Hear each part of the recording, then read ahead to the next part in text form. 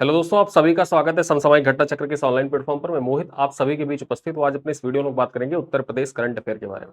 जैसा कि मैंने आप सबसे वादा किया था कि alternate Sunday Sunday Uttar Pradesh special के करंट अफेयर और बिहार करंट अफेयर के वीडियोस आते रहेंगे, जिनमें से आपको देखा जाए तो जनवरी 2025 के उत्तर प्रदेश स्पेशल के जो भी महत्वपूर्ण करंट अफेयर रहे वो आपको प्राप्त हो चुका है। और साथ ही साथ जनवरी 2025 के बिहार स्पेशल के जो करंट अफेयर रहे वो भी आपको प्राप्त हो चुके हैं। आज हम लोग फरवरी के करंट अफेयर पर चर्चा करेंगे। मैंने आपसे वादा किया था कि आपको ये वीडियोस जो होंगे वो संडे टू संडे मिलते रहेंगे, लेकिन किसी कारणवश कल वीडियो आया नहीं था, तो इस वजह से आज इसको हम लोग कवर कर रहे हैं। यहाँ पर देखा जाए फरवरी 2025 के महत्वपूर्ण करंट अफेयर। उसके पहले एक सूचना है आपके लिए कि इस क्लास की पीडीएफ हिंदी और इंग्लिश दोनों भाषाओं में आपका जो करंट अफेयर कम्युनिटी बना हुआ है उस कम्युनिटी में शेयर कर दिया जाएगा। वहां पर इसके पीडीएफ आप प्राप्त कर सकते हैं। ठीक है, यहाँ पर पीपीटी जो पढ़ाई जा रही है पीपीटी भी मिल जाएगी आपको उसी ग्रुप में। साथ ही साथ प्रिंटेबल पीडीएफ भी फरवरी महीने का उसी ग्रुप में आपको मिल जाएगा। आप कैसे ज्वाइन कर सकते हैं इसके लिए मैं आपको बता देता हूं कि अगर जो आप ज्वाइन करना चाहते हैं करंट अफेयर कम्युनिटी या करंट अफेयर का हमारा ग्रुप ज्वाइन करना चाहते हैं तो उसके लिए आपको कैसे ज्वाइन करना होगा वो मैं आपको बता देता हूं। कुछ मत करिए, सीधे सीधे आप गूगल ओपन करिए और सर्च करिएगा SSGCP। इसको सर्च करेंगे, सर्च करने के बाद समसामयिक घटना चक्र पब्लिकेशन। ठीक है, यहां पर जब आप जाएंगे तो आपको जाना होगा वीडियो लेक्चर में। वीडियो लेक्चर में आप ओपन करिएगा। वीडियो लेक्चर ओपन करने के बाद हमारा जो मई महीने का पैकेज है, ठीक है, फरवरी मार्च अप्रैल मई, मई महीने के पैकेज पे आप क्लिक करना।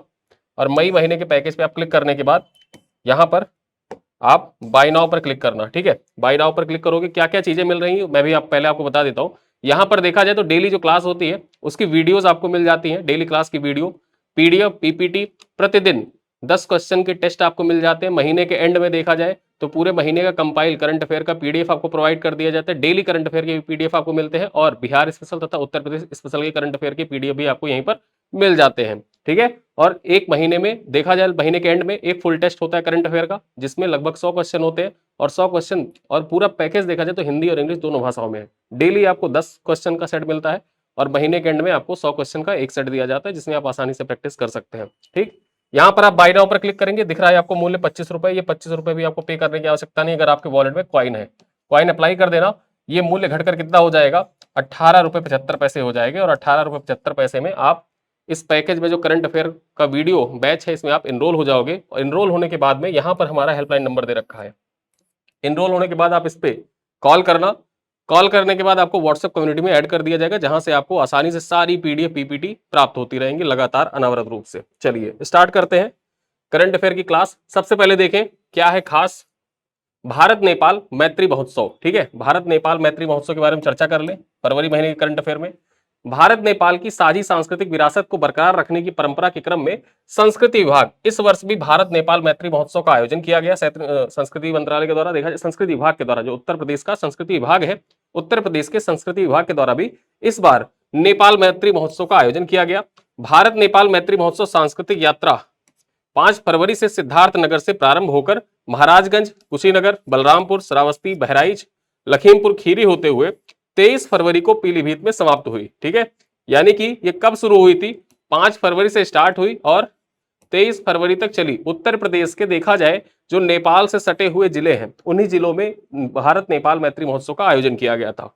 महोत्सव में देखा जाए तो नेपाल और उत्तर प्रदेश के कलाकारों द्वारा संगीत, नृत्य और गीतों का प्रस्तुतिकरण किया गया। ठीक है, यहां पर आपके परीक्षा के दृष्टिकोण से इंपॉर्टेंट हो जाता है किस किस जिले में। सिद्धार्थनगर से शुरू हुआ और पीलीभीत में खत्म हुआ। ठीक है, सिद्धार्थनगर से स्टार्ट हुआ और पीलीभीत में खत्म हुआ, समाप्त हुआ। चलिए आगे चर्चा करते हैं। भारतीय राष्ट्रीय राजमार्ग प्राधिकरण NHAI के अध्यक्ष को 2 वर्ष का कार्य विस्तार मिला है। चर्चा कर लेते हैं। केंद्र सरकार ने 31 जनवरी को NHAI के संतोष कुमार यादव का कार्यकाल जो था वो 2 वर्ष के लिए बढ़ा दिया।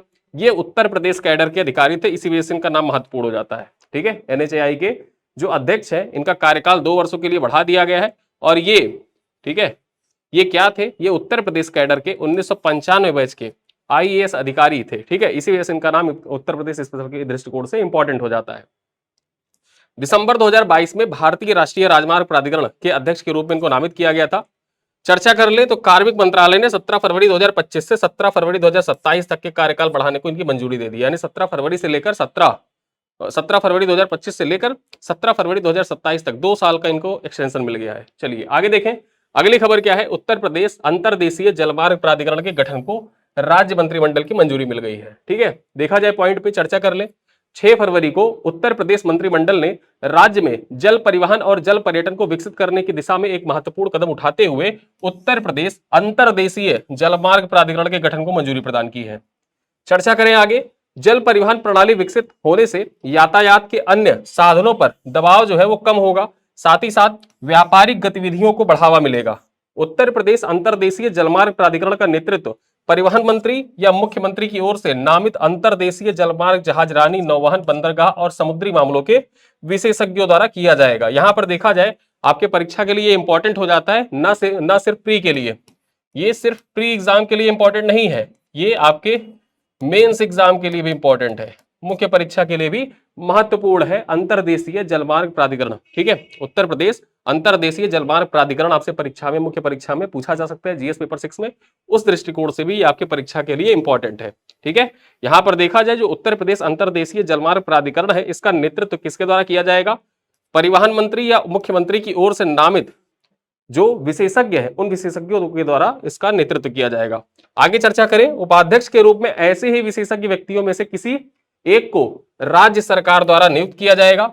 इसके अलावा वित्त, लोक निर्माण, पर्यटन, संस्कृति, सिंचाई एवं जल साधन तथा वन और पर्यावरण विभाग के अपर मुख्य सचिव जो है एवं मुख्य सचिव इस प्राधिकरण के पदेन सदस्य होंगे। मतलब यहां पर देखा जाए तो चाहे वो वित्त सचिव हो, लोक निर्माण के जो सचिव हैं, पर्यटन विभाग के सचिव हैं, संस्कृति सिंचाई विभाग के सचिव हैं, जल संसाधन विभाग के सचिव हैं, वन एवं पर्यावरण विभाग के जो मुख्य सचिव हैं, वो सब इसके पदेन सदस्य के रूप में कार्य करेंगे। आगे देखा जाए, देश में 111 राष्ट्रीय जलमार्ग घोषित किए गए हैं, जिनमें से उत्तर प्रदेश में गंगा, यमुना सहित कुल 11 राष्ट्रीय जलमार्ग मौजूद है। वर्तमान में जलमार्गों के जरिए परिवहन को किफायती और सुविधाजनक बनाने के उद्देश्य से इस प्राधिकरण की स्थापना की जा रही है। ठीक है, मुख्य उद्देश्य क्या है कि जलमार्ग के जरिए जब परिवहन होता है तो वो बहुत किफायती होता है और सुविधाजनक होता है, ट्रैफिक की समस्या नहीं होती है और साथ ही साथ प्रदूषण की समस्या भी न्यूनतम होती है। ठीक है, तो इस वजह से बहुत किफायती होता है जलमार्ग, और इसी चीज को ध्यान में रखते हुए देखा जाए तो इस प्राधिकरण की स्थापना की जा रही है।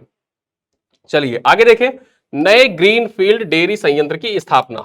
उत्तर प्रदेश में नए ग्रीन फील्ड डेयरी संयंत्र की स्थापना की गई है। चर्चा करते हैं। उत्तर प्रदेश मंत्रिमंडल ने मथुरा में नए ग्रीन फील्ड डेयरी संयंत्र की स्थापना के प्रस्ताव को मंजूरी दी है। ठीक है, कहां पर स्थापित किया जाएगा, मथुरा में स्थापित किया जाएगा ये नया ग्रीन फील्ड डेयरी संयंत्र। परीक्षा में आपसे पूछ सकता है कि हाल ही में उत्तर प्रदेश सरकार के द्वारा निम्नलिखित में से किस जिले में नए ग्रीन फील्ड डेयरी संयंत्र स्थापना को मंजूरी प्रदान की है। मथुरा में स्थापित किया जाएगा नया ग्रीन फील्ड डेयरी संयंत्र। चर्चा कर ले, मथुरा में दूध की उपलब्धता, विकास की संभावनाओं को देखते हुए यह डेयरी संयंत्र स्थापित किया जाएगा और इसकी क्षमता 1 लाख लीटर प्रतिदिन की होगी, जिसे 3 चरणों में हासिल किया जाएगा। ठीक है, पहले चरण में 30,000 लीटर प्रतिदिन की क्षमता को प्राप्त किया जाएगा। ठीक है, आगे देखा जाए, यह डेयरी संयंत्र पहले फिरोजाबाद में लगाए जाने का प्रस्ताव था, लेकिन अब इसे मथुरा में स्थानांतरित करने का निर्णय लिया गया। यानी कि जो ये नया ग्रीनफील्ड डेयरी संयंत्र है, पहले विचार ये था कि इसको मथुरा में स्थापित किया जाए, फिरोजाबाद में स्थापित किया जाएगा। ठीक है, कहां पर, फिरोजाबाद में स्थापित करने का मूड था सरकार का, लेकिन सरकार का मूड चेंज हो गया। सरकार ने क्या कहा, इसको मथुरा में स्थापित किया जाएगा, क्योंकि जो दुग्ध उपलब्धता है वो मथुरा में फिरोजाबाद से ज्यादा है। ठीक है, और यहां पर 1 लाख लीटर प्रतिदिन इसका लक्ष्य निर्धारित किया गया, क्षमता निर्धारित की गई इस ग्रीनफील्ड डेयरी संयंत्र की। चलिए आगे चर्चा करें, भारत टेक्स 2025। ठीक, भारत टेक्स 2025 का आयोजन, यहां पर पॉइंट पर चर्चा कर ले। भारत के सबसे बड़े ग्लोबल टेक्सटाइल इवेंट, नाम क्या है इसका, भारत टेक्स 2025 का आयोजन वस्त्र मंत्रालय और वाणिज्य एवं उद्योग मंत्रालय के सहयोग से भारत टैक्स ट्रेड फेडरेशन के द्वारा किया जा रहा है। किसके द्वारा किया गया, भारत टैक्स ट्रेड फेडरेशन के द्वारा, साथ ही साथ वाणिज्य और उद्योग मंत्रालय तथा वस्त्र मंत्रालय ने मिलकर भारत टैक्स 2025 का आयोजन किया। ठीक है, चर्चा क्या था, टेक्सटाइल फैशन सस्टेनेबिलिटी इसका थीम था। थीम यहां पर देखा जाए, चर्चा का विषय क्या था, थीम सबसे ज्यादा चर्चित विषय था थीम, टेक्सटाइल फैशन सस्टेनेबिलिटी। चर्चा कर ले यहां पर अन्य पॉइंट की, तो मुख्य आयोजन कहां पर हुआ, मुख्य आयोजन भारत मंडपम नई दिल्ली में 12 से लेकर 17 फरवरी के बीच में इसका आयोजन किया गया। साथ ही साथ इसके कुछ सहायक आयोजन भी हुए। ठीक है, कुछ अन्य जगहों पर आयोजन हुए, उनके बारे में भी चर्चा कर ले। तो सहायक आयोजन जो हुआ वो India Expo centre mart Noida में हुआ, और यही आपके परीक्षा के दृष्टिकोण से इंपॉर्टेंट है। यहां पर जो भारत टेक्स का सहायक आयोजन था India Expo Centre Greater Noida में किया गया। कब से कब तक? 12 से 15 फरवरी के बीच में हुआ था। इसी वजह से उत्तर प्रदेश स्पेशल के दृष्टिकोण से आपकी परीक्षा के लिए इंपॉर्टेंट हो जाता है। यहां पर देखा जाए स्टेट पार्टनर्स कौन कौन थे। स्टेट पार्टनर भारत टैक्स के थे उत्तर प्रदेश, मध्य प्रदेश, तमिलनाडु, गुजरात, कर्नाटक और महाराष्ट्र। ठीक है, कौन कौन से राज्य थे स्टेट पार्टनर के रूप में? स्टेट पार्टनर यानी कि सहयोगी राज्य, भागीदार राज्य कौन कौन से थे? भागीदार राज्य में देखा जाए उत्तर प्रदेश, मध्य प्रदेश, तमिलनाडु, गुजरात, कर्नाटक और महाराष्ट्र जो थे वो भागीदार राज्य थे। किसमें? भारत टेक्स 2025 में। ठीक है, ग्लोबल टेक्सटाइल एक्सपो है ये, और इसका आयोजन कहां पर किया गया था? जो मुख्य आयोजन था वो भारत मंडपम में, जबकि सहायक आयोजन जो था वो इंडिया एक्सपो सेंटर और मार्ट ग्रेटर नोएडा में किया गया था। चलिए आगे देखें, अगली खबर है ग्रीन हाइड्रोजन के लिए उत्तर प्रदेश व यामानासी प्रीफेक्चर के मध्य समझौते ज्ञापन पर हस्ताक्षर हुआ है। ठीक है, ग्रीन हाइड्रोजन के लिए उत्तर प्रदेश सरकार के द्वारा यामानासी प्रीफेक्चर जापान का प्रांत है, वहीं पर देखा जाए आपकी परीक्षा के दृष्टिकोण से बहुत महत्वपूर्ण हो जाता है ग्रीन हाइड्रोजन। ठीक है, तो इस दृष्टिकोण से पॉइंट पे चर्चा करें। 12 फरवरी को जापान के यामानाशी प्रांत के उपराज्यपाल, नाम क्या है इनका? को ओसादा ने मुख्यमंत्री योगी आदित्यनाथ से उनकी सरकारी आवास पर मुलाकात की। ग्रीन हाइड्रोजन को लेकर उत्तर प्रदेश व यामानासी प्रीफेक्चर के मध्य समझौता किया गया है, जिसके तहत उत्तर प्रदेश में ग्रीन हाइड्रोजन के लिए सेंटर ऑफ एक्सीलेंस को स्थापित किया जाएगा। ठीक है, परीक्षा में आपसे पूछे कि उत्तर प्रदेश में ग्रीन हाइड्रोजन के लिए सेंटर ऑफ एक्सीलेंस स्थापित करने के लिए उत्तर प्रदेश सरकार के द्वारा निम्नलिखित में से किस देश के साथ समझौता किया गया है? प्रांत छोड़िए, किसी देश के पूछ ले, किस देश के साथ समझौता किया गया? 4 ऑप्शन दे दे, ऑस्ट्रेलिया, जापान, साउथ कोरिया, चीन। तो यहां पर ऑप्शन आप टिक कर दीजिएगा, जापान के यामानाशी प्रांत के जो वहां के राज्यपाल है, उपराज्यपाल है, उनके साथ समझौते ज्ञापन पर हस्ताक्षर किया गया। आगे चर्चा कर ले। साथ ही हरित हाइड्रोजन प्रौद्योगिकी में यामानाशी विश्वविद्यालय उत्तर प्रदेश के छात्रों को औद्योगिक प्रौद्योगिकी के अध्ययन करने का अवसर भी प्रदान करेगा। यहां पर जो यामानाशी प्रांत है, यामानाशी प्रांत में यामानाशी विश्वविद्यालय अवस्थित है। ठीक है, और जो विश्वविद्यालय है वो उत्तर प्रदेश के छात्रों को अपने यहाँ पर जो हरित प्रौद्योगिकी है, हरित प्रौद्योगिकी में कैसे उत्कृष्टता हासिल की जाए इस चीज की शिक्षा देने के लिए अपने प्रांत में, अपने विश्वविद्यालय में, यामानाशी विश्वविद्यालय में उत्तर प्रदेश के छात्रों को बुलाया जा रहा है, आकर्षित कर रहा है। ठीक है, चलिए आगे देखें, अगली खबर क्या है? रेडियो महोत्सव 2025 का उद्घाटन। अब रेडियो महोत्सव की चर्चा हुई है तो यहां पर एक पॉइंट याद रखिएगा जो आगे आता है, सबसे लास्ट पॉइंट है, लेकिन उससे पहले रेडियो महोत्सव की बात आई है तो चर्चा कर लेते हैं। रेडियो दिवस कब मनाया जाता है? विश्व रेडियो दिवस हर साल 13 फरवरी को मनाया जाता है। कब? 13 फरवरी का जो दिन होता है, 13 फरवरी को विश्व रेडियो दिवस मनाया जाता है। ये पॉइंट याद रखिएगा हमेशा। ठीक, विश्व रेडियो दिवस कब मनाया जाता है? 13 फरवरी को मनाया जाता है। चर्चा कर ले। 13 फरवरी को विश्व रेडियो दिवस के अवसर पर सूचना और प्रसारण सचिव संजय जाजू ने नई दिल्ली में रेडियो महोत्सव 2025 का उद्घाटन किया। रेडियो के महत्व के बारे में जागरूकता बढ़ाने और रेडियो के जरिए सूचना पाने को प्रोत्साहन देने के लिए हर साल 13 फरवरी को विश्व रेडियो दिवस मनाया जाता है। इस वर्ष रेडियो दिवस का थीम क्या था? दिवस था उसका थीम क्या था, विषय क्या था? केंद्रीय विषय था रेडियो और जलवायु परिवर्तन, यानी कि रेडियो एंड क्लाइमेट चेंज इस बार का थीम था। और सबसे महत्वपूर्ण पॉइंट यूपी स्पेशल के लिए क्या हो जाता है? उत्तर प्रदेश के अमरोहा जिले के गजरौला के राम सिंह बौद्ध, ठीक है, राम सिंह बौद्ध जो है इनको रेडियो मैन के नाम से जाना जाता है। किस नाम से? रेडियो मैन के नाम से इनको जाना जाता है। इनके संग्रहालय, ठीक है, इनके रेडियो संग्रहालय का नाम Guinness book of world record में दर्ज है। ठीक, तो ये आपसे परीक्षा में पूछा जा सकता है कि उत्तर प्रदेश निम्नलिखित में से किस राम सिंह बौद्ध उत्तर प्रदेश के निम्नलिखित में से किस जिले के निवासी है जिनके नाम Guinness book of world record में दर्ज है और इन्हें रेडियो मैन के नाम से जाना जाता है? तो ये अमरोहा के गजरौला के रहने वाले हैं राम सिंह बौद्ध, इनको रेडियो मैन के नाम से जाना जाता है। और इनके पास देखा जाए एक रेडियो का अच्छा खासा संग्रहालय है जहां पर सैकड़ों रेडियो इन्होंने संरक्षित कर रखे हैं। चलिए आगे देखें। इंस्पायर अवार्ड में उत्तर प्रदेश के 5 बच्चे जापान का दौरा करेंगे। ठीक है, उत्तर प्रदेश के 5 बच्चों का जापान दौरा। चर्चा कर ले। राष्ट्रीय स्तर पर इंस्पायर अवार्ड योजना के तहत यूपी के 5 छात्रों का चयन किया गया है। उत्तर प्रदेश के इन 5 छात्रों को सकूरा साइंस हाई स्कूल प्रोग्राम्स के तहत 5 से 21 जून 2025 को जापान शैक्षिक भ्रमण हेतु भेजा जाएगा। अब चयनित छात्र कौन कौन से हैं? जो 5 छात्र जिनका चयन हुआ है, चर्चा कर लेते हैं। लखनऊ से वैष्णवी तिवारी, ठीक है, वैष्णवी तिवारी हैं, लखनऊ की, इनका चयन हुआ है। बाराबंकी से पूजा का चयन हुआ है, और गौतम बुद्ध नगर से अनन्या द्विवेदी का चयन हुआ है। उसके बाद आगरा से दिव्यांश जैन का चयन हुआ है। मिर्जापुर से अभिरूप वर्मा का चयन हुआ है। यानी कि उत्तर प्रदेश से ये 5 छात्र हैं जिन 5 छात्रों का चयन किया गया है इंस्पायर अवार्ड के तहत। और ये इंस्पायर अवार्ड के तहत देखा जाए तो जापान का जो सकूरा साइंस हाई स्कूल प्रोग्राम है उसके तहत ये 15 से लेके 21 जून के बीच में शैक्षिक भ्रमण पर जाएंगे। कहां पर? जापान। ठीक है, जापान शैक्षिक भ्रमण पर जाएंगे इंस्पायर अवार्ड के तहत। चलिए आगे देखें, अगली खबर क्या है।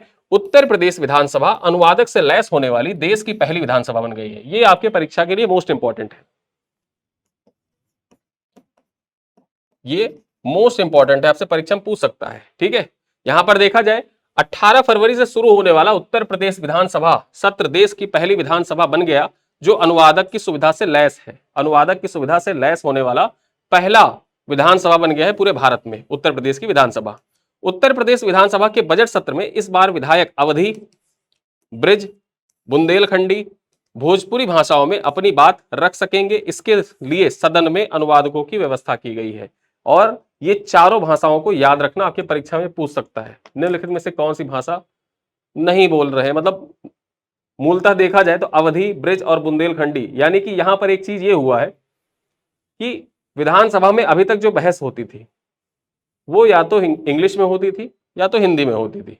ठीक है, लेकिन अब क्या है कि अब क्षेत्रीय भाषा में जो विधायक हैं वो अपनी बात को रख सकेंगे, चाहे वो अवधी में बात करें, चाहे वो बुंदेली में बात करें, चाहे वो ब्रज में बात करें, या फिर वो भोजपुरी में बात करें। ठीक है, अपनी बातें अपनी लोकल लैंग्वेज में रख सकेंगे। और कोई बात उनकी नहीं समझ पा रहा है तो उसके लिए अनुवादक की व्यवस्था की गई है। जैसे भोजपुरी कोई बोल रहा है और कोई पूर्वांचल का कोई विधायक है और पश्चिमांचल का कोई व्यक्ति है, वो नहीं समझ पा रहा है, विधायक पूर्वांचल वाली लैंग्वेज नहीं समझ पा रहा है क्या वो बोलना चाह रहे हैं, या कोई ब्रज का है, मथुरा का है, वो बोल रहा है और बुंदेलखंड का कोई व्यक्ति वो नहीं समझ पा रहा है, विधायक है नहीं समझ पा रहा है, तो इसके लिए अनुवादक की व्यवस्था की गई है। मूल रूप से इसी वजह से अनुवादक की व्यवस्था की गई है। और ऐसा करने वाला उत्तर प्रदेश जो है पूरे भारत में पहला राज्य बन गया है जो अनुवादक की व्यवस्था जिसने की है। चलिए आगे देखें, यूपी सरकार ने पेश किया 8.08 लाख करोड़ रुपए से अधिक का ऐतिहासिक बजट।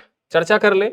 उत्तर प्रदेश सरकार ने वित्त वर्ष 2025-26 के लिए 8,08,736 करोड़ 6 लाख रुपए का ऐतिहासिक बजट 20 फरवरी को विधानसभा में पेश किया। कब पेश किया, यह डेट याद रखना और बजट का आकार याद रखना। यूपी पीसीएस में देखा जाए तो अब तक बजट का आकार लगभग 4 बार आपसे पूछा जा चुका है। यूपी पीसीएस प्रीलिम्स में 4 बार सिर्फ बजट का आकार पूछा जा सका है।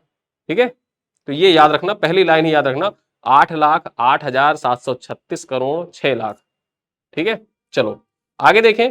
यह प्रदेश के इतिहास में अब तक का सबसे बड़ा बजट है। वित्त मंत्री सुरेश खन्ना ने इसे प्रदेश के आर्थिक विकास और सामाजिक कल्याण की दिशा में एक महत्वपूर्ण कदम बताते हुए प्रस्तुत किया।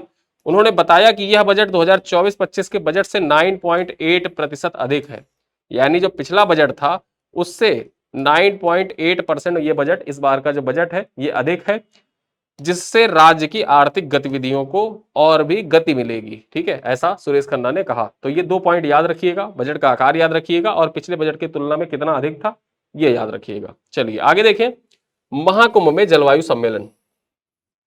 ठीक, महाकुंभ से रिलेटेड एक वीडियो ऑलरेडी यूट्यूब पर अपलोड कर दिया गया है, इसी चैनल पर आप सर्च करिएगा महाकुंभ घटना चक्र।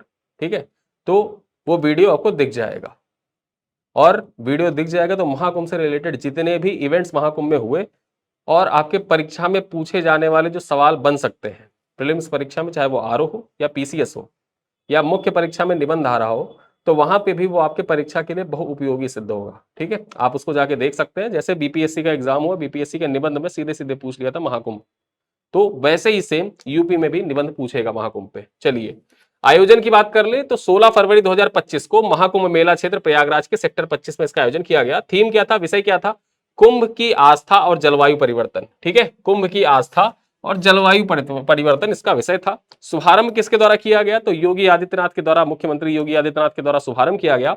यहां पर विशिष्ट अतिथि के तौर पर कौन सम्मिलित हुए थे, अरुण कुमार सम्मिलित हुए थे, जो राज्य मंत्री स्वतंत्र प्रभार वन पर्यावरण जंतु उद्यान मंत्री हैं। साथ ही साथ देखा जाए केपी मलिक भी शामिल हुए थे, जो राज्य मंत्री वन पर्यावरण जंतु उद्यान एवं जलवायु परिवर्तन मंत्री उत्तर प्रदेश है। ठीक है, तो यहां पर अरुण कुमार और उनके साथ में केपी मलिक सम्मिलित हुए थे। साथ ही साथ शुभारंभ किसके द्वारा किया गया था? तो योगी आदित्यनाथ के द्वारा किया गया था। और आयोजन कहां पर हुआ था? आयोजन प्रयागराज का जो महाकुंभ मेला क्षेत्र था, उत्तर प्रदेश का 76वां जिला, उसी 76वें जिले में इसका आयोजन किया गया था। चलिए आगे देखें, लखनऊ में बनेगा देश का पहला क्लाइमेट म्यूजियम। ठीक है, देश का पहला क्लाइमेट म्यूजियम की स्थापना कहां पर की जाएगी? लखनऊ में की जाएगी। चर्चा कर लेते हैं। देश का पहला क्लाइमेट म्यूजियम उत्तर प्रदेश की राजधानी लखनऊ में बनाया जाएगा, जिसकी लागत करीब 10 करोड़ रुपए प्रस्तावित है। यह म्यूजियम आपदा प्रबंधन विभाग, लखनऊ नगर निगम एवं जिला प्रशासन लखनऊ के द्वारा तैयार किया जाएगा, जो वित्त वर्ष 2025-26 में ही बनकर तैयार होगा। ठीक है, क्लाइमेट म्यूजियम का मुख्य विशेषताएं क्या क्या है जान लेते हैं। वैज्ञानिक और कलात्मक तरीके से जलवायु संकट की जानकारी दी जाएगी। पर्यावरण संरक्षण तकनीकों का यहां पर प्रदर्शन किया जाएगा। जलवायु संकट से निपटने के लिए प्रशिक्षण दिया जाएगा और मिट्टी, पानी, हवा और जीवों से संबंधित पर्यावरणीय बदलावों की जानकारी भी यहां पर प्रदान की जाएगी। ठीक है, तो ये आपके परीक्षा के लिए बहुत महत्वपूर्ण है जो क्लाइमेट म्यूजियम है वो। चलिए अगली खबर देखें, खादी एक्सपो 2025। खादी एक्सपो से संबंधित महत्वपूर्ण पॉइंट पर चर्चा कर ले। उत्तर प्रदेश खादी एवं ग्रामोद्योग बोर्ड के द्वारा केंद्रीय संस्कृति विश्वविद्यालय गोमती नगर लखनऊ में 15 दिवसीय खादी एक्सपो 2025 का आयोजन किया गया। इसका उद्घाटन किसके द्वारा किया गया? तो इसका उद्घाटन खादी ग्रामोद्योग एवं एमएसएमई मंत्री जो है राकेश सचान के द्वारा इसका उद्घाटन किया गया। यहां पर आप देख सकते हैं राकेश सचान, इनके द्वारा उद्घाटन किया गया था। कहां पर इसका आयोजन किया गया? तो इसका आयोजन लखनऊ में हुआ था। खादी एक्सपो का आयोजन कहां पर? लखनऊ में। चलिए आगे देखें, अगली खबर क्या है, उत्तर प्रदेश बनेगा लिथियम बैटरी रिसाइकलिंग का हब। चर्चा कर ले पॉइंट पर। उत्तर प्रदेश में सर्कुलर इकोनॉमी के तहत पहले उत्कृष्टता केंद्र जो है कहां पर खुलेगा? पहला उत्कृष्टता केंद्र नोएडा में खुलेगा। इसके जरिए कार्बन लिथियम आयन बैटरी की रिसाइकलिंग होगी। उत्तर प्रदेश सरकार के द्वारा इसके लिए लोहुम क्लीनेट कंपनी से एक विशेष अनुमति प्रदान की गई है। उत्तर प्रदेश को देखा जाए, उत्तर प्रदेश में जो लिथियम बैटरी रिसाइकलिंग हब है उसको विकसित करने के लिए जो उत्कृष्टता केंद्र स्थापित किया जाएगा, नोएडा में स्थापित किया जाएगा। और क्या होगा इसके जरिए? कार्बन लिथियम आयन बैटरी की रिसाइकलिंग होगी। और इसके लिए देखा जाए तो लोहुम क्लीनेट कंपनी को उत्तर प्रदेश सरकार के द्वारा विशेष अनुमति प्रदान की गई है। यह उत्कृष्टता केंद्र उद्यमशीलता को बढ़ावा देने, संसाधन दक्षता, सर्कुलर अर्थव्यवस्था, गुणवत्ता सुधार, उद्योग 4.0 के लिए मैन्युफैक्चरिंग से संबंधित नए अनुसंधान और विकास गतिविधियों को बढ़ावा देने के लिए कार्य करेगा। यानी कि ये उत्कृष्टता किन किन क्षेत्रों में कार्य करेगा वो सारी चीजें यहां पर लिखी हुई हैं। और जो उत्कृष्टता केंद्र उसकी स्थापना कहां पर की जाएगी? नोएडा में की जाएगी। ठीक है, चलो आगे देखें। अगली खबर है, शाहजहांपुर बनेगा उत्तर प्रदेश का 29वां विकास प्राधिकरण। उत्तर प्रदेश का 29वां विकास प्राधिकरण बनाने की घोषणा उत्तर प्रदेश सरकार के द्वारा की गई है। उत्तर प्रदेश सरकार के द्वारा घोषित 29वां विकास प्राधिकरण निम्नलिखित में से किस जिले में स्थित होगा? तो शाहजहांपुर में स्थित होगा। ठीक है, चलिए चर्चा कर ले। योगी आदित्यनाथ की अध्यक्षता में उत्तर प्रदेश कैबिनेट ने फैसला लिया है कि शाहजहांपुर को उत्तर प्रदेश का 29वां विकास प्राधिकरण बनाया जाएगा।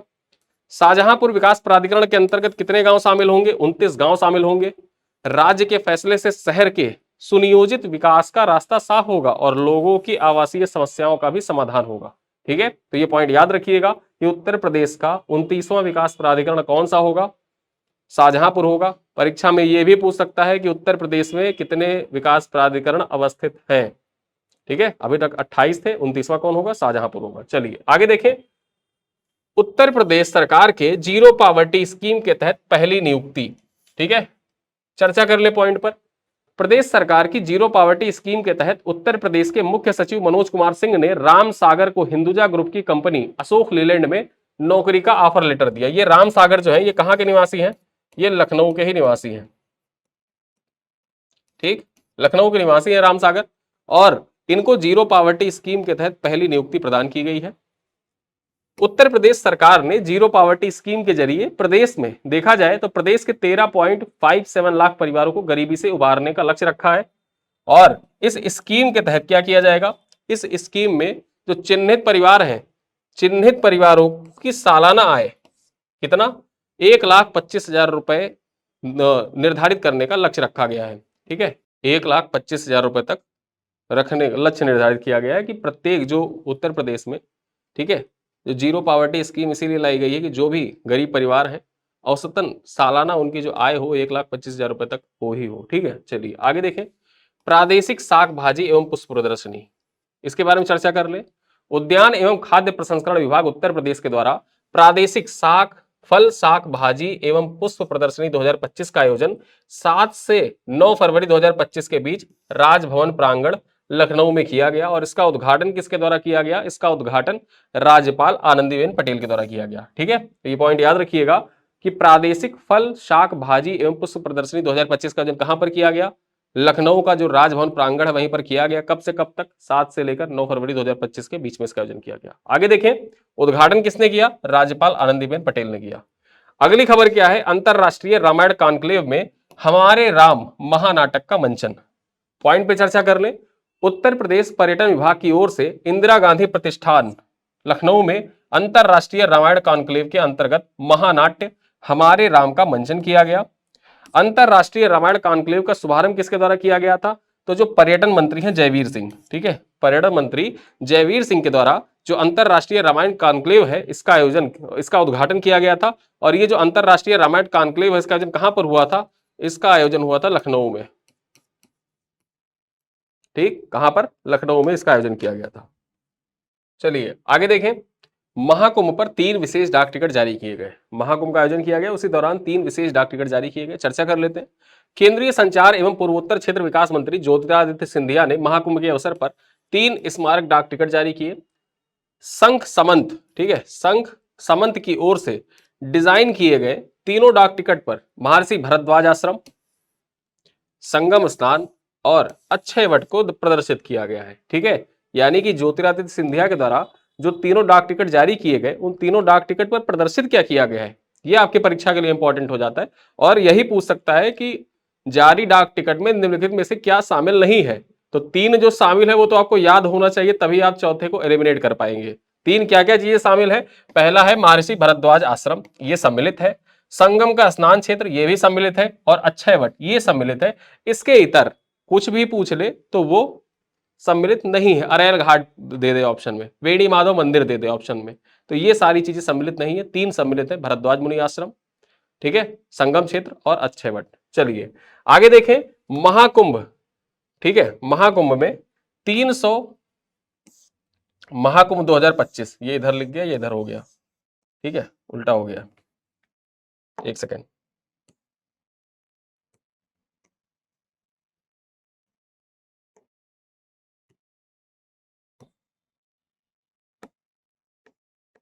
महाकुंभ 2025 300 सफाई कर्मचारियों ने बनाया Guinness book of world record. ठीक है, महाकुंभ 2025 में 300 सफाई कर्मचारियों ने बनाया Guinness book of world record. कैसा रिकॉर्ड बनाया है? चर्चा कर ले। महाकुंभ 2025 के दौरान पहली बार नदी सफाई अभियान के तहत Guinness book of world record स्थापित किया गया।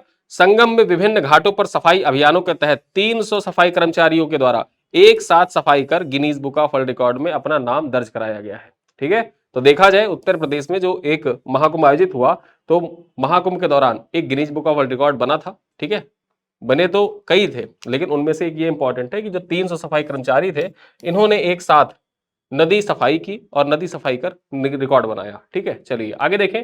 उत्तर प्रदेश में बनेगा देश का सबसे बड़ा कन्वेंशन सेंटर। पहला नहीं, देश का सबसे बड़ा कन्वेंशन सेंटर कहां पर बनेगा? वैसे अभी देखा जाए जो जियो कन्वेंशन सेंटर है वो सबसे बड़ा है।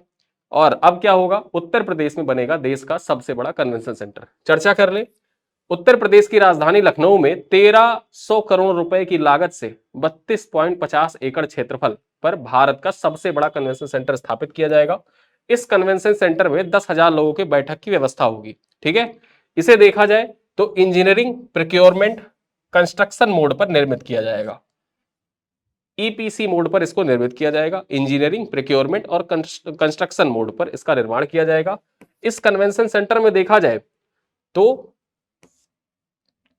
2,500 लोगों की क्षमता के 2 तथा 1250 लोगों की क्षमता के एक एडिटोरियम बनाया जाएगा। यहां पर 2 एडिटोरियम भी बनेंगे, जिनमें से देखा जाए तो 2 ऑडिटोरियम जो होंगे उनमें 2,500 लोग बैठ सकेंगे तथा एक एडिटोरियम जो होगा उसमें लगभग 1250 लोग बैठ सकते हैं एक साथ। ठीक है, तो यहां पर देखा जाए इस प्रकार ये उत्तर प्रदेश में भारत का सबसे बड़ा कन्वेंशन सेंटर बनके तैयार होगा। कहां पर बनाया जाएगा? लखनऊ में बनाया जाएगा। खर्च कितना आएगा? 1300 करोड़ रुपए का खर्च आएगा। और कितने क्षेत्रफल पर बनाया जाएगा? तो ये 32.50 एकड़ के एरिया में बनाया जाएगा। चलिए आगे देखें। लखनऊ में सिंथेसिस द डिजाइन वीक प्रदर्शनी का आयोजन। सिंथेसिस द डिजाइन वीक, इसके बारे में चर्चा कर लें। उत्तर प्रदेश की राजधानी लखनऊ में 21 से 24 फरवरी 2025 के बीच इंदिरा गांधी प्रतिष्ठान में सिंथेसिस द डिजाइन वीक प्रदर्शनी का आयोजन किया गया। इसका आयोजन Indian institute of interior designer Lucknow chapter के द्वारा किया गया। किसके द्वारा? Indian institute of interior designer Lucknow chapter के द्वारा इसका आयोजन किया गया था। इस आयोजन का मुख्य उद्देश्य क्या है? तो इस आयोजन का मुख्य उद्देश्य राष्ट्रीय, अंतरराष्ट्रीय आर्किटेक्ट, इंटीरियर डिजाइनर, शहरी योजनाकारों और उद्योग विशेषज्ञों को एक मंच पर चर्चा करने के लिए एक साथ लाना इसका मुख्य उद्देश्य था। ठीक है। और आपके परीक्षा में पूछा जा सकता है कि सिंथेसिस द डिजाइन वीक प्रदर्शनी का आयोजन कहां पर किया गया? लखनऊ, नोएडा, वाराणसी, कानपुर। लखनऊ टिक कर देना। किसके द्वारा आयोजन किया गया था यह भी आप जाने रहिए। Indian institute of interior designer Lucknow chapter के द्वारा इसका आयोजन किया गया था। ठीक है। उसके बाद देखें अंतिम खबर क्या है। उत्तर प्रदेश में बनेगा देश का पहला बायोपॉलीमर प्लांट। चर्चा कर लें। उत्तर प्रदेश के लखीमपुर खीरी जिले के अंतर्गत कुंभी ग्राम में देश का पहला बायोपॉलीमर प्लांट स्थापित किया जाएगा। इसका शिलान्यास उत्तर प्रदेश के मुख्यमंत्री योगी आदित्यनाथ के द्वारा किया गया है। और यह प्लांट जो है ये 2850 करोड़ रुपए की लागत से बलरामपुर चीनी मिल के द्वारा स्थापित किया जा रहा है। ठीक है। बलरामपुर चीनी मिल जो है उसके द्वारा स्थापित किया जा रहा है। और इस प्लांट से बायोप्लास्टिक का निर्माण किया जाएगा जो सिंगल यूज प्लास्टिक का एक विकल्प है। ठीक है। जो ये बायोपॉलीमर प्लांट स्थापित किया जा रहा है इसमें क्या बनेगा? इसमें बायोप्लास्टिक बनाया जाएगा जो सिंगल यूज प्लास्टिक जो होता है उसके विकल्प के रूप में देखा जाता है। ठीक है, बायोप्लास्टिक को। चलिए, तो आज हमने उत्तर प्रदेश स्पेशल के कुछ महत्वपूर्ण खबरों पर चर्चा की। कुछ प्रश्न आपके लिए मैं छोड़कर जा रहा हूं जिनका उत्तर आपको कमेंट बॉक्स में देना है और इन प्रश्नों का उत्तर कमेंट बॉक्स में देना अनिवार्य है। अगर आप प्रश्नों का उत्तर लगातार देते रहेंगे तो वीडियोस आते रहेंगे, तो इस वजह से कमेंट जरूर करिएगा। जो क्वेश्चन नहीं आता है आपको, आप 2-4 क्वेश्चन नहीं अटेम्प्ट कर पा रहे, कोई दिक्कत नहीं। जितना आ रहा है 8 प्रश्न पूछे गए हैं, उन 8 प्रश्नों में आप उत्तर देने का प्रयास करिएगा। पहला प्रश्न क्या है? भारत टेक्स 2025 का मुख्य आयोजन, मैंने आपको बताया था एक मुख्य आयोजन और एक गौड़ आयोजन। तो यहां पर जो मुख्य आयोजन है कहां पर आयोजित हो, यहां पर आयोजित हुआ। ठीक है, कहां पर आयोजित हुआ यह बताइए। India Expo Centre Greater Noida, Pragati Maidan Delhi, Bharat Mandapam नई दिल्ली, बेंगलुरु ट्रेड हब। कौन सा ऑप्शन सही है? क्वेश्चन नंबर 2 है उत्तर प्रदेश और जापान के किस प्रांत के बीच ग्रीन हाइड्रोजन सहयोग हेतु समझौता हुआ? क्योटो, यामानाशी, ओसाका या टोक्यो। क्वेश्चन नंबर 3 है कौन सी विधानसभा देश की पहली अनुवादक सक्षम विधानसभा बनी है? बिहार विधानसभा, उत्तर प्रदेश विधानसभा, मध्य प्रदेश विधानसभा, राजस्थान विधानसभा। क्वेश्चन नंबर 4 है महाकुंभ में जलवायु सम्मेलन का आयोजन किस स्थान पर हुआ? वाराणसी, लखनऊ, प्रयागराज या अयोध्या। भारत का पहला क्लाइमेट म्यूजियम कहां स्थापित किया जाएगा? कानपुर, लखनऊ, नोएडा या वाराणसी। क्वेश्चन नंबर 6 है शाहजहांपुर उत्तर प्रदेश का कौन सा विकास प्राधिकरण बना? 25वां, 27वां, 29वां या 30वां। क्वेश्चन नंबर 7 है देश का सबसे बड़ा कन्वेंशन सेंटर उत्तर प्रदेश के किस शहर में बन रहा है? आगरा में बन रहा है, लखनऊ में बन रहा है, वाराणसी में बन रहा है या कानपुर में बन रहा है। अगला है देश का पहला बायोपॉलीमर प्लांट उत्तर प्रदेश के किस जिले में स्थापित किया जाएगा? गोरखपुर में, लखीमपुर खीरी में, बहराइच में या रायबरेली में। ये 8 प्रश्न है टोटल। इन 8 प्रश्नों का उत्तर आपको कमेंट बॉक्स में देना है। उत्तर प्रदेश स्पेशल के दृष्टिकोण से देखा जाए तो जनवरी फरवरी महीने, फिर उसके बाद आने वाले जो अन्य महीने हैं सारे महीने कवर किए जाएंगे धीरे धीरे। और यहां पर देखा जाए आज ये वीडियो आपको प्राप्त हो रहा है, इस संडे को यानी कि आने वाले संडे को बिहार स्पेशल का करंट अफेयर का वीडियो भी आ जाएगा। और उसके बाद फिर यूपी स्पेशल आएगा मार्च महीने का, उसके बाद फिर बिहार स्पेशल आएगा मार्च महीने का। और ये सीरीज ऐसे ही अनावरत संडे टू संडे वीडियोस आते रहेंगे। बाकी डेली जो करंट अफेयर के वीडियो आते हैं वो आपको डेली करंट अफेयर के वीडियो मिलते रहेंगे। ठीक है, तो इसी के साथ मैं इस वीडियो को यहीं पर समाप्त करता हूँ। वीडियो कैसा लगा आप लोग कमेंट बॉक्स में जरूर बताइएगा। अपने इस वीडियो को अपने दोस्तों के साथ साझा जरूर करिएगा। ठीक है, साझा करेंगे, वीडियोस लाइक व्यूज कमेंट्स सब कुछ देखा जाता है। रिस्पॉन्स जिसका जैसा रहता है उसको उसी प्रकार का वेटेज भी दिया जाता है। तो आप लोगों को वीडियो पसंद आए तो अपने दोस्तों के साथ वीडियो को साझा करिएगा। तैयारी करते रहिए, अच्छे से तैयारी करते रहिए। आरओ की परीक्षा नजदीक है, जैसे आर ओ समाप्त होगा उसके तुरंत बाद यूपीपीसीएस का एग्जाम लग जाएगा, 2 महीने का अंतराल है। तो इसी वजह से थोड़ी सी भी ढिलाई आपको नहीं बरतनी है, अच्छे से तैयारी करते रहिए। मिलते हैं अगले वीडियो में, तब तक के लिए धन्यवाद। जय हिंद।